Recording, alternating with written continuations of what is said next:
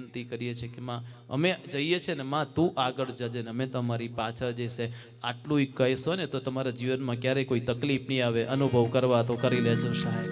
એ ધર્મ સાહેબ. મને એક વૃદ્ધાશ્રમનો એક દાખલો મને હમણાં એકદમ સ્મૃતિમાં આવ્યો. હું તમને કહીને પછી ગરબામાં પ્રવેશ કરીએ. એ લોકો કોઈ જગ્યાએ દાન લેવા ના જાય, પણ એક દિવસ બન્યું કે રસોઈની અંદરથી રસોઈયો જે હતા ને એ મારા જે મેનેજમેન્ટ એક વ્યક્તિ કરતો હતો એને કીધું કે આજે આપણે બધું કરિયાણું પૂરું થઈ ગયું, ગ્રોસરી પૂરી થઈ ગઈ છે. ગુજરાતમાં કરિયાણું કહેવાય, અહીં આગળ ગ્રોસરી કહેવાય. મારા પાસે તમારા શબ્દો થોડા બોલવા પડે એમ. અને કારણ અમુક અત્યારના છોકરાઓને ખબર ને તો mummy what is meaning of the કરિયાણું. હા એટલે એ થોડું ગુજરાતી ભણાવજો દીદીએ કીધું એમ. એટલે પેલો જે મેનેજમેન્ટ કરતો હતો ને એણે કીધું કે બધું થઈ જશે. રસોઈ કે પણ ક્યાં થઈ જશે, 9 વાગવા આવ્યા અને 12 વાગે આ બધાને જમાડવાના છે. માં અંબાનો ફોટો હતો સરસ મજાનો, બનેલી વાત. હું મને એને કીધું તે આ વાત.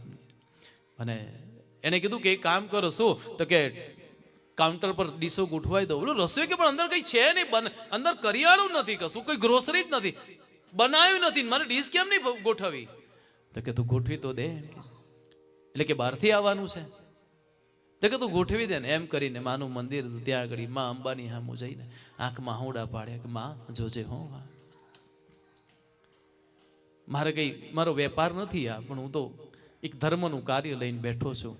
અને 10 જ મિનિટમાં ફોન આવ્યો એક શેઠનો. કેમ?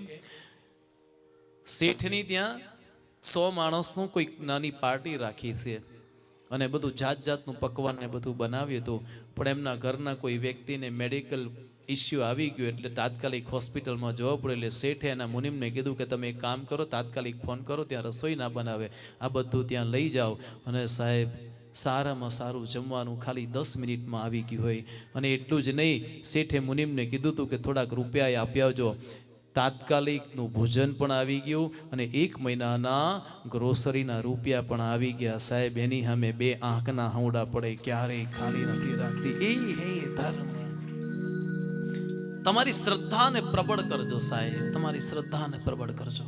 મારી એક જ વાત રિપીટ કરીને એક જ વાત મારે કહીને હું તો અહીંથી કાલે નીકળી જવાનો છું સાહેબ. અમારું તો જીવન જ એવું છે. હે બસ્તી બસ્તી પર્વત પર્વત ગાતા જાય બંજારા લેકર દિલ કા એક તારા.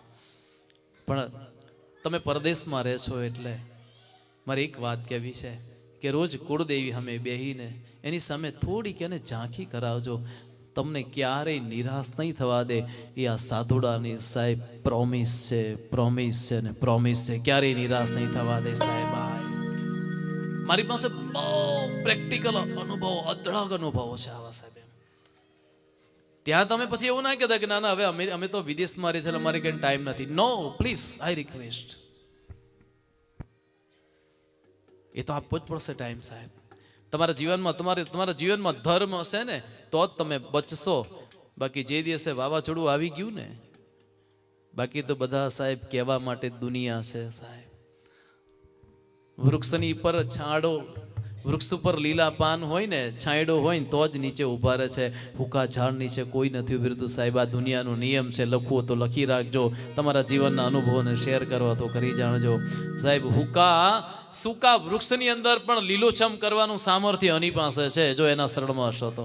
એટલે એનું પ્રમાણ આપ્યું છે. આવો ધર્મ અર્થ ને કામ મોક્ષ તુમ માયામાં વિશ્વતણો વિશ્રામ ઉરે અંતર છાયામાં.